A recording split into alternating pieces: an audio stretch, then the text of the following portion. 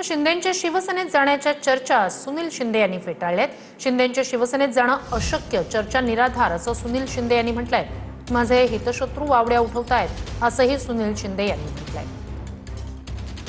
शिंदेंच्या शिवसेनेत प्रवेश करण्याच्या चर्चा आमदार सुनील शिंदे यांनी फेटाळल्यात। शिंदेंच्या शिवसेनेत जाणं अशक्य अशक्य माझे हितशत्रू वावड्या उठवतायत असं सुनील शिंदे म्हणाले।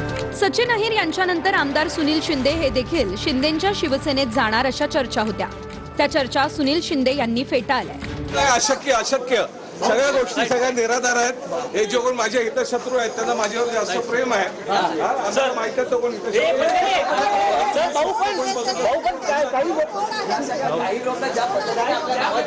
सुनील शिंदे साहेबांनी त्यांची भूमिका काल रात्रीच्या मेळाव्यामध्ये स्पष्ट केलेली आहे, परंतु त्यांनी जर इच्छा व्यक्त केली की माननीय एकनाथ शिंदे साहेबांच्या नेतृत्वाखाली काम करायचं आहे किंवा त्यांचं नेतृत्व म्हणून त्यांच्या मतदारसंघाचा विकास करायचा आहे, त्यांना आमच्या सोबत यायचं आहे, तर आम्ही कशाला नाकारू।